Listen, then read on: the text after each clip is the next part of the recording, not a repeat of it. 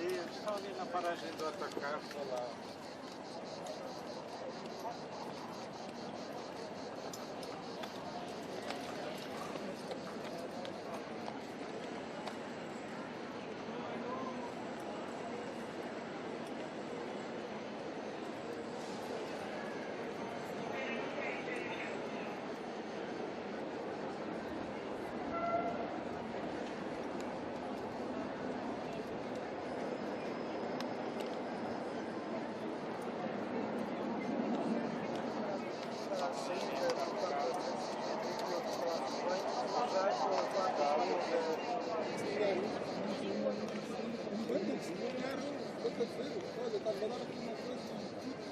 Vou contrariar a tua, como é que é? O teu vaticínio.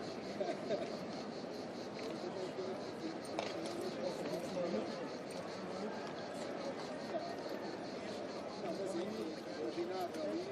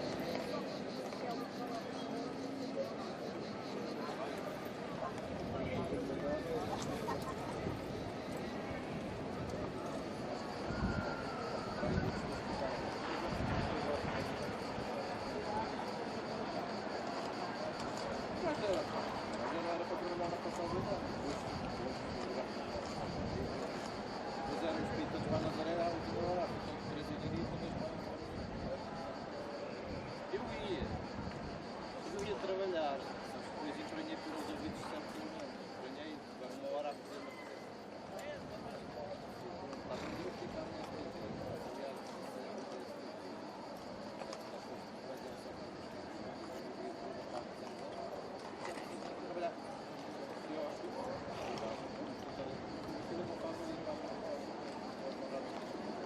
E um dos que foi o instigador principal é o chefe da ZIA.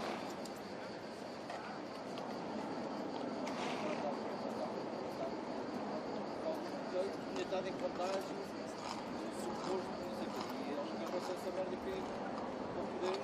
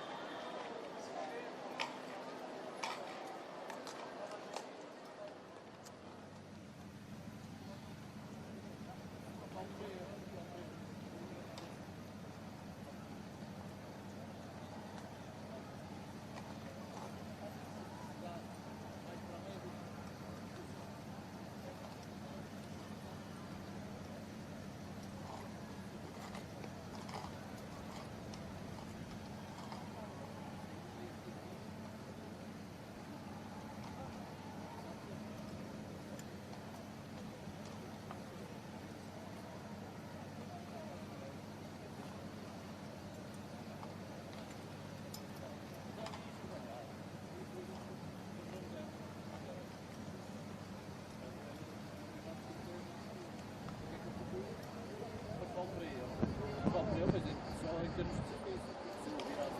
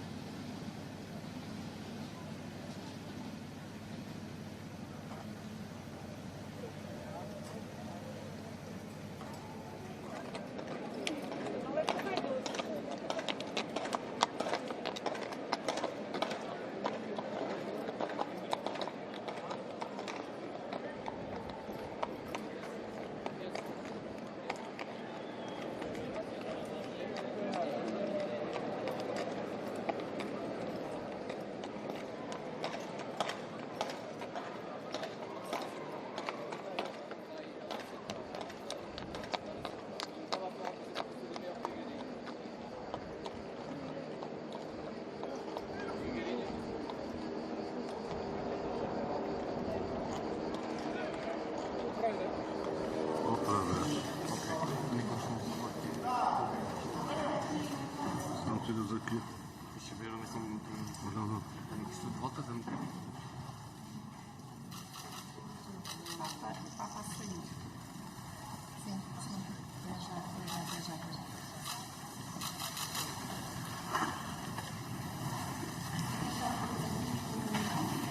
Obviamente, o Papa Francisco está neste momento novamente caminho em Lisbon, onde vai crescer, onde revela o Portugal.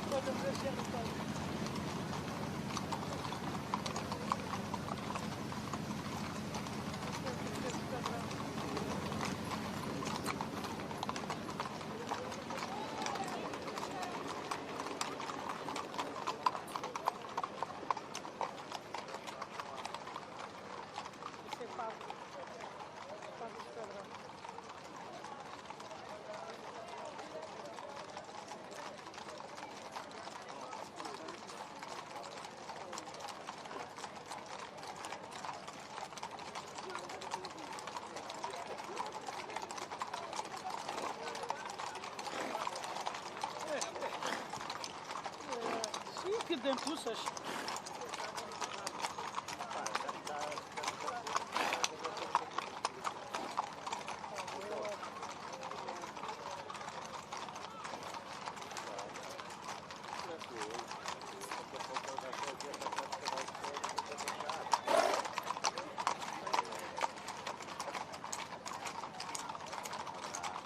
Essa viver eu não quero nem ver.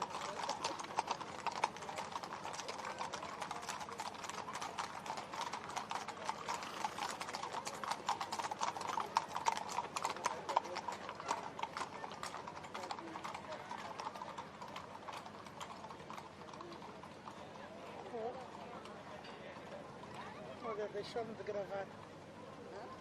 Deixou de gravar, ele às vezes faz isso.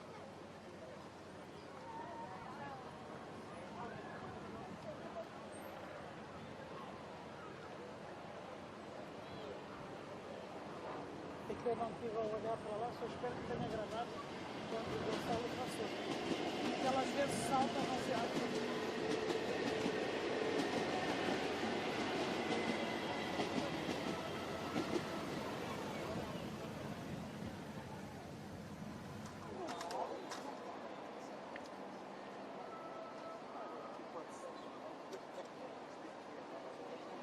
Cá fora, mesmo à frente, o balanço quando estava para abrir uma coisa.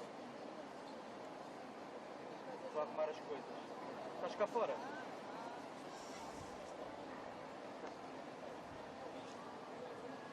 E onde é que está o contigo? Já está. Oi,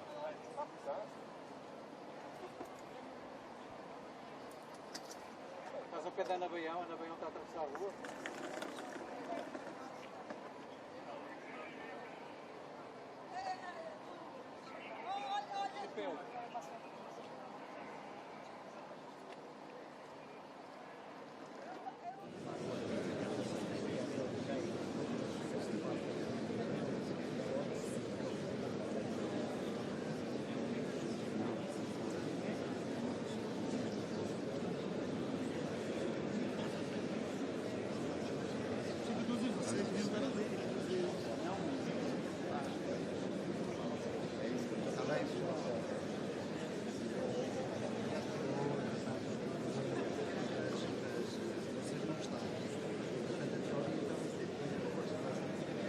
As entidades não se sentem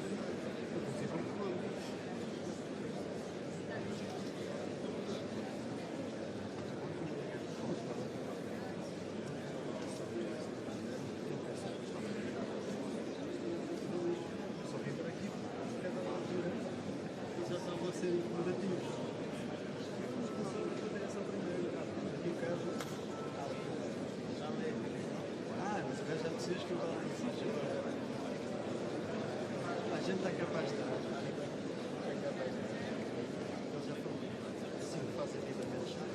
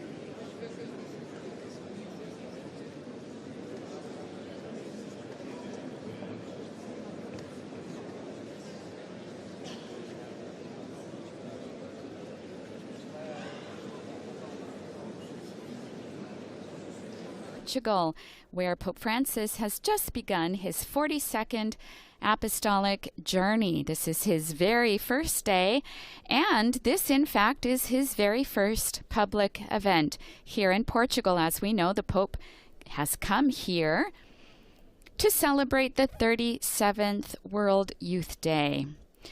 Right now, we're in the Cultural Centre of Belém. We see two chairs sitting here ready to receive the Pope and the President of the Republic of Portugal. And our Holy Father is meeting here with government authorities, members of civil society, and also members of the diplomatic corps. So that will be beginning shortly. From wherever you're joining us, whatever moment of the day, evening, afternoon, or even night you may be joining us, a warm welcome to all of you. However you are picking up this broadcast, we know some of you joining us through various Vatican media channels, through the Vatican News app, the Radio Vaticana app, our Vatican News English web portal, our YouTube channel, or our Facebook Live feed.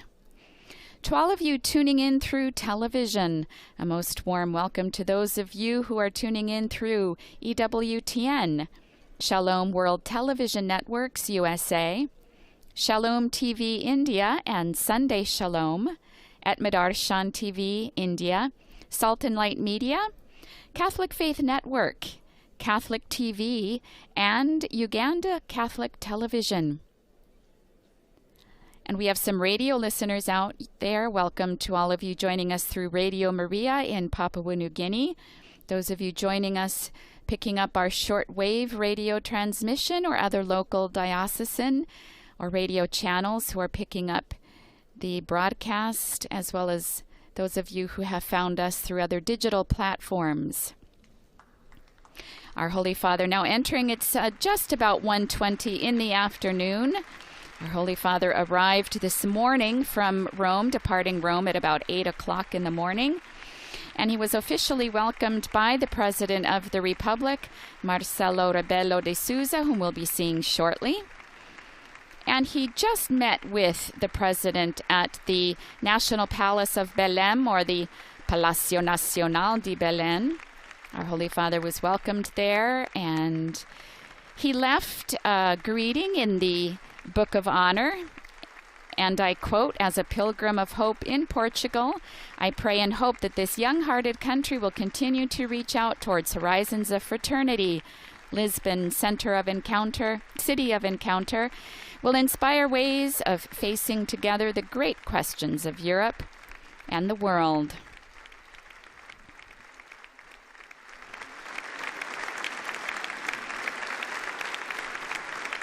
This is the Pope's second visit to Portugal. He went to visit the Shrine of Our Lady of Fatima on the 12th and 13th of May in 2017 for the centennial anniversaries of the apparition, but this is his first veritable apostolic journey. We'll now hear the President's discourse, Mr. Marcelo Rebelo de Sousa. Santo Padre, hoje, em Lisboa, Portugal, acolhe-vos de braços abertos. Holy Father, today in Lisbon, Portugal welcomes you with open arms for 5 unforgettable days. O vosso testemunho de dignidade das pessoas, It welcomes your people regarding the dignity of people com a natureza, among themselves and in their relationship with nature, de paz, of hope, of peace, of fraternity, de procura das periferias, of searching or going out toward the peripheries, of your fight against hunger, misery, opressões, oppression, abusos, abuse, xenofobias, xenophobia, intolerance, exclusões dos deserdados destes tempos. and those who are excluded or disinherited of our days. With you, it also welcomes with open arms young Catholics, believers of various faiths, E não crentes, and non-believers ao apelo das vossas who have come palavras. Porque responding to your call, because with you, we're taking a pause right now. Our Holy Father is receiving headphones so he can hear the simultaneous a translation. vossa voz tornou-se maior do que o vosso povo. So that your voice Não will adormecei. grow or expand among other people. Your voice, it says, not to fall asleep, not to stay put, to rise up against injustice, to defend ourselves from all that is worldly, not to be immobile, become comfortable, or be closed.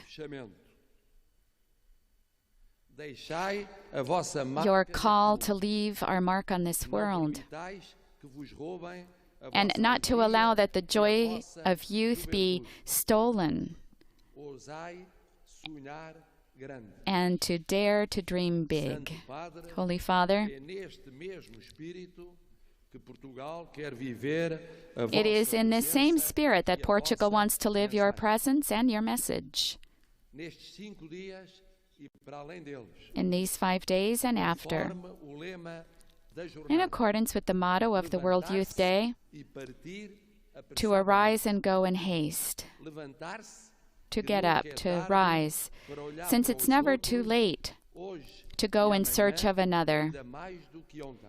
today and tomorrow, even more than yesterday, to leave in haste, Urgentemente, urgently, o essencial because sempre por cumprir. the essential always needs to be done. What's essential always needs to be done. Holy Father, Com a coragem do vosso testemunho ao serviço Portugal is ready to receive your message and your testimony that you're giving to the entire world. The discourse of the President of Portugal, Mr. Marcelo Rebelo de Sousa, who became president in 2016 and was re-elected in 2021. And we now prepare ourselves for the discourse that our Holy Father has prepared and is now getting ready to present. In the background, we see the coat of arms of both the Holy See and, of course, the Republic of Portugal. Again, our Holy Father meeting here with government authorities, members of civil society, and the diplomatic corps on this first day of his 42nd apostolic journey. Señor Presidente de la República. Mr. President of the Republic, Presidente de la Asamblea de la República. Mr. President of the Assembly of the Republic, Mr. Prime Minister, members of government and the diplomatic corps, authorities, representatives of civil society and the world of culture, ladies and gentlemen.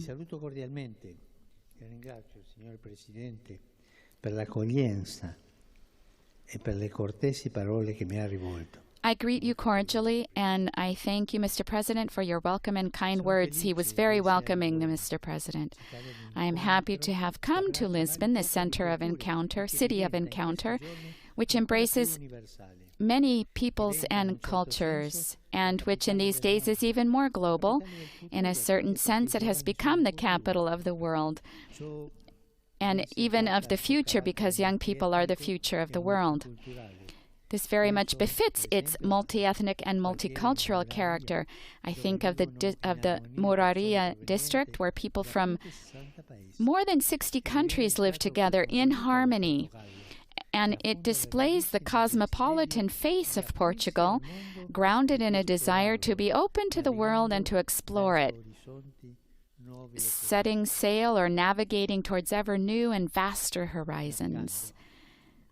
To navigate, because not far from us at Cabo da Roca are sculpted the words of the great poet of this city, here where the land finishes and the sea begins. For centuries, people considered that place to be the end of the earth, and in some sense it is. We find ourselves at the end of the earth because this country borders the ocean, which defines the continents. Lisbon reflects the ocean's embrace and bears its fragrance. I too sense what the Portuguese people love to sing. Lisbon, filled with flowers and the sea. That sea, which is much more than just a part of the landscape. It's a call that is stamped on the heart of every Portuguese person. The crashing sea, the bottomless sea, the infinite sea, as one of your local poets has called it.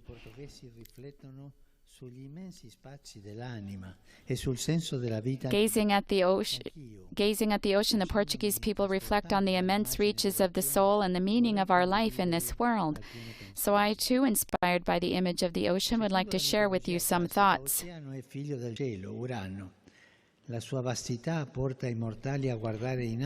In classical mythology, Oceanus is the child of the sky, Uranus. Its vastness leads mortal men and women to lift their gaze up on high and to rise up towards the infinite.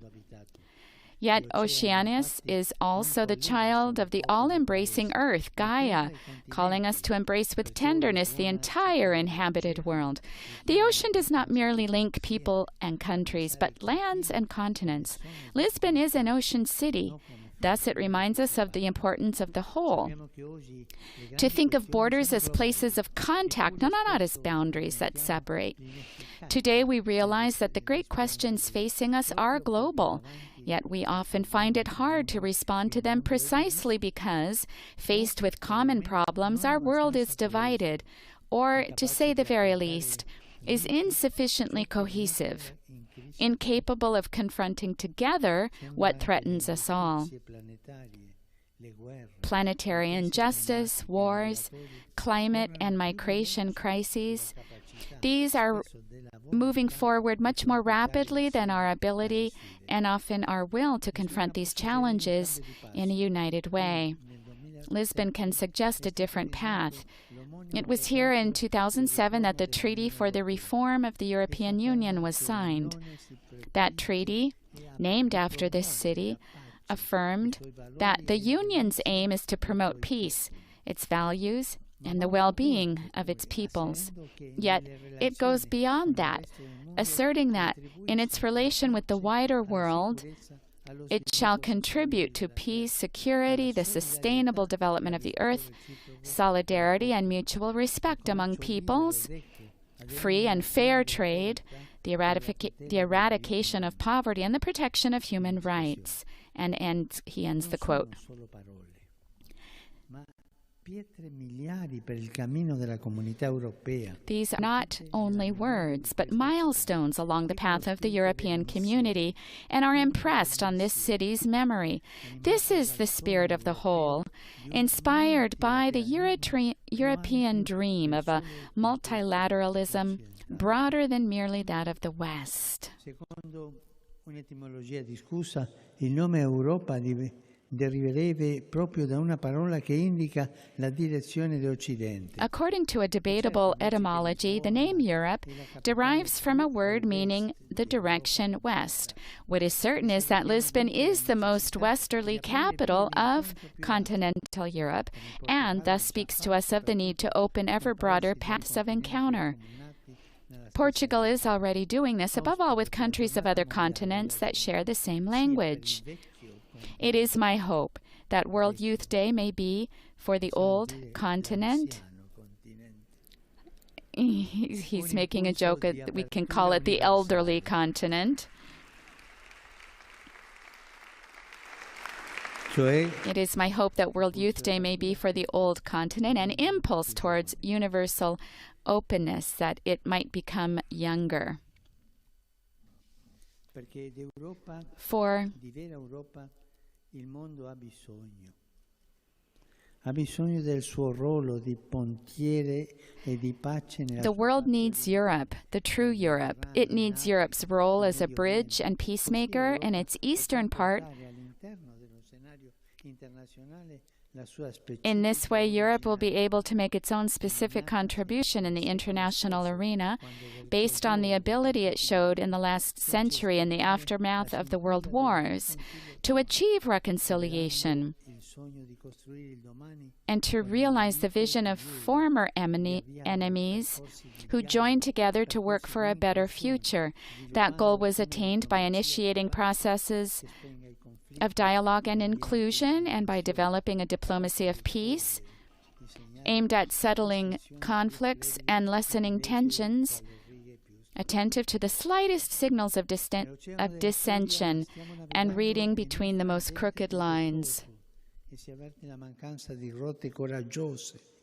Rotte coraggiose di pace. Guardando con accurato affetto all'Europa, we are sailing amid storms on the ocean of history, and we sense the need for courageous courses of peace. With deep love for Europe and in the spirit of dialogue that distinguishes this continent, we might ask her, where are you sailing if you are not showing the world paths of peace, creative ways for bringing an end to the war in Ukraine and to the many other conflicts causing so much bloodshed? Or again, to widen the scope, we might ask, West, Europe, on what course are you sailing? Your technologies, which have brought progress and globalized the world, are not in and of themselves sufficient, much less your highly sophisticated weapons, which do not represent investments for the future, but a depletion of its authentic human capital, that of education, health, the welfare state, or the social state. It is troubling when we read that in many places funds continue to be invested in arms rather than in the future of the young.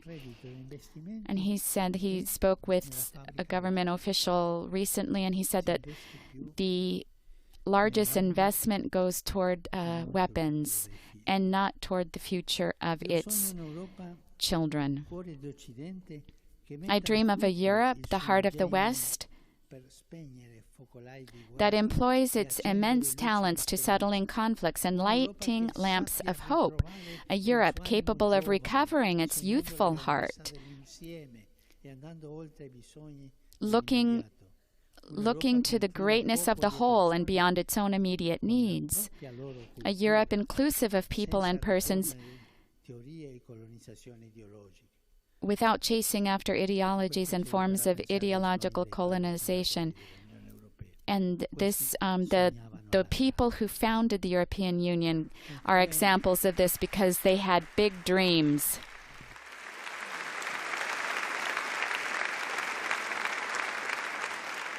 L'oceano, immensa distesa d'acqua, The ocean, this immense expanse of water, recalls the origins of life. In today's developed world, paradoxically, the defense of human life menaced by a creeping utilitarianism that uses life and discards it, the culture, the throwaway culture, has now become a priority. I think of so many young unborn children and other persons who are abandoned, of the great challenge of welcoming, protecting, promoting, and integrating those who come from afar, who knock on our doors, and the isolation felt by so many families that find it hard to bring children into the world and raise them. Here, too, we might ask, where are you sailing, Europe and the West? With the discarding of the elderly, the walls of barbed wire, the massive numbers of death at sea, and empty cradles, where are you sailing? Where are you sailing if, before life's ills, you offer hasty but mistaken remedies, like easy access to death? A convenient answer that seems sweet, but is in fact more bitter than the waters of the sea.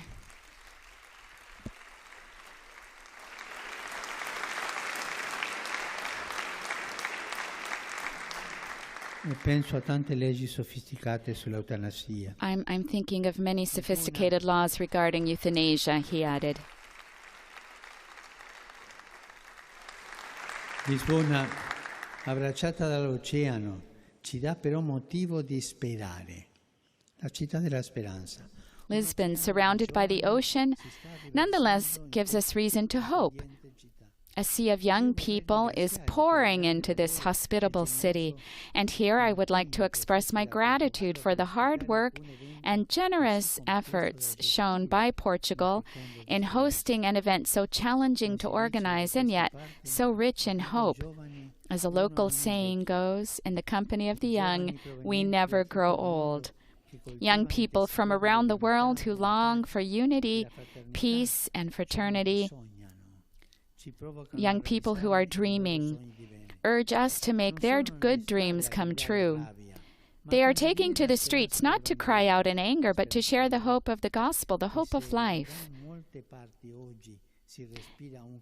And if there are many areas where we are witnessing a climate of protest and unrest, a fertile terrain for forms of populism and conspiracy theories, World Youth Day represents a chance to build together. It revives our desire to accomplish something new and different, to put out into the deep, and to set sail together towards the future. We are reminded of these bold words of Pessoa: to set sail is necessary. To live is not. What is important is to create. So let us resolve with creativity to build together. I would like to suggest 3 construction sites of hope in which all of us can work together: the environment, the future, and fraternity. And with this, I'll end.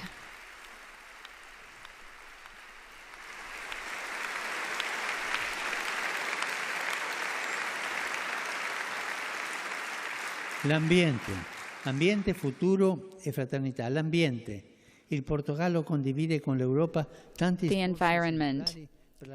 Portugal, together with Europe, has made outstanding contributions to the protection of creation, but on the global level, the problem remains extremely serious.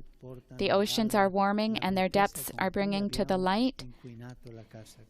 The oceans are warming, and their depths are bringing to light the shamelessness with which we have polluted our common home. We are transforming great reserves of life into dumping grounds of plastic. The ocean reminds us that human life is meant to be an integrated part of an environment greater than ourselves, one that must be protected and cared for, safeguarded, with concern for the sake of future generations. How can we claim to believe in young people if we do not give them healthy spaces in which to build the future? The future is the second construction site. People are the future. Yet they encounter much that is disheartening, like the lack of jobs, the dizzying pace of contemporary life, hikes in the cost of living, the difficulty of finding housing, and even more disturbing, the fear of forming families and bringing children into the world. In Europe, and more generally in the West, we are witnessing a troubled decline in the democratic curve. Progress seems to be measured by developments in technology and personal comfort, whereas the future calls for reversing the fall in the birth rate and the weakening of the will to live. A healthy politics can accomplish a lot in this regard. It can be a generator of hope. It is not about holding on to power, but about giving people the ability to hope.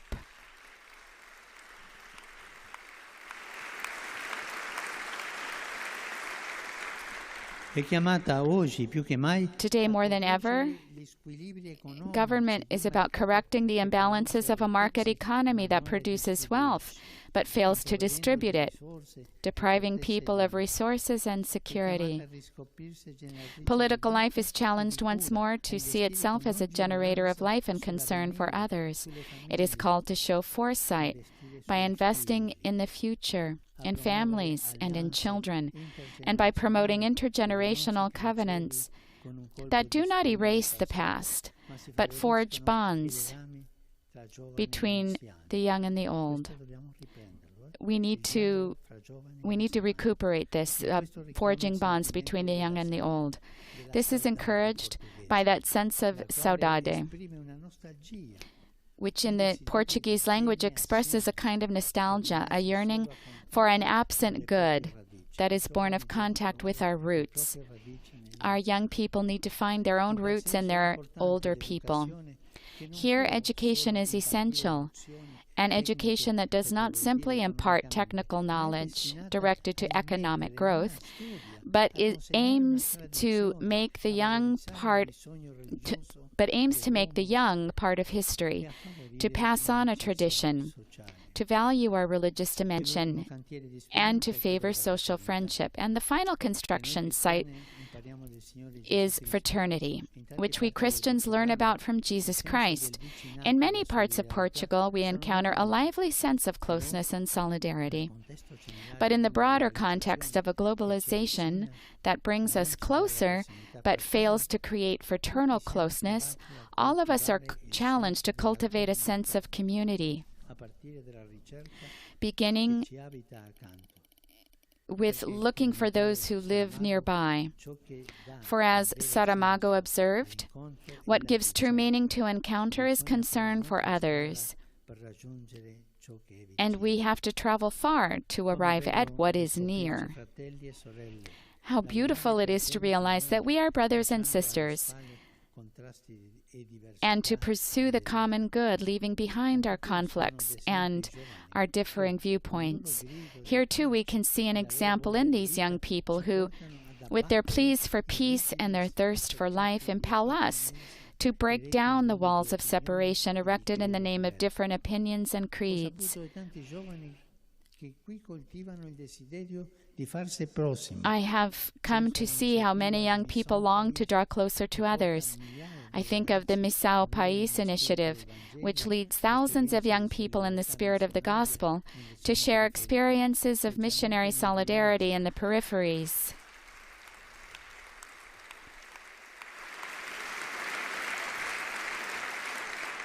Especially in the villages in the interior of the country, and who go out in search of elderly people who are living alone. And this is something the young people are doing. I would like to thank and encourage them and all of those in Portuguese society who work in helping others, as well as the local church, which quietly and unobtrusively does so much good. Let us feel called as brothers and sisters to give hope to the world in which we live and to this magnificent country. And he ends with God bless Portugal, and he says it in Portuguese. Those here present, now on their feet, after having heard our Holy Father's discourse, his first, here at the Cultural Centre of Belém, where there are about 1,000 people present representing the government, members of civil society, and the diplomatic corps. This particular building, built between 1988 and 92, it was the headquarters of the Portuguese presidency of the European Economic Community, or now the European Union. And it's been used as a cultural center since 1993. Our Holy Father exchanging a few words here with the President of the Republic of Portugal, Mr. Marcelo Rebelo de Sousa.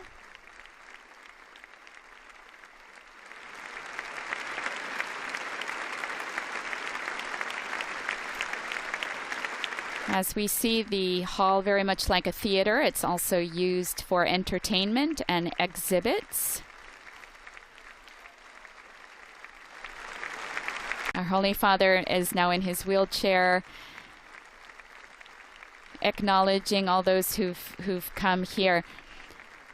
And with these images, we now bring to a conclusion this first broadcast of our Holy Father's trip to Portugal, where he has met with members of civil society and the government. He's now headed toward the Apostolic Nunciature, where he will have lunch in private. He will be meeting with the President of the Assembly of the Republic of Portugal, Mr. Augusto Santos Silva, at 4:30 local time. And we'll be back later today at 5:30 when our Holy Father will be celebrating Vespers and will meet with bishops, priests, deacons, consecrated persons, seminarians, and pastoral workers. I invite you to visit the Vatican News web portal, Facebook, Instagram, YouTube, and Twitter accounts, where you'll always find coverage of all Pope Francis events during this apostolic journey, as well as other Vatican and world news. On behalf of Vatican Media, thank you to our audio technician, Adriano Vitali, and our coordinator, Alessandro Di Carolis, and all those who've made this broadcast possible, and our media partners, EWTN, Shalom World TV, Shalom TV India, Sunday Shalom at Madarshan TV, Salt and Light Media, Catholic Faith Network, Catholic TV, Uganda Catholic Television, and Radio Maria in Papua New Guinea. We hope you join us for our continued coverage of our Holy Father's 42nd Apostolic Journey in Portugal. Laudetur Jesus Christus. Praised be Jesus Christ.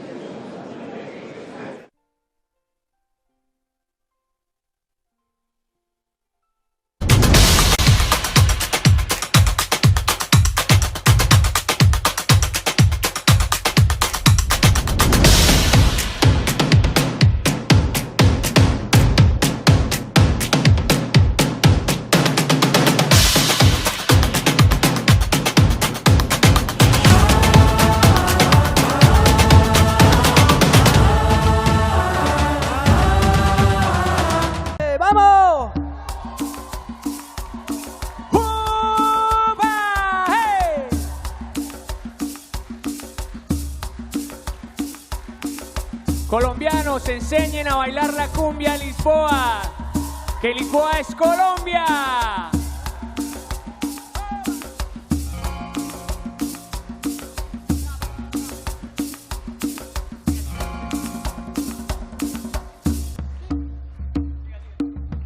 Sí, sí, Colombia, sí, sí, Caribe.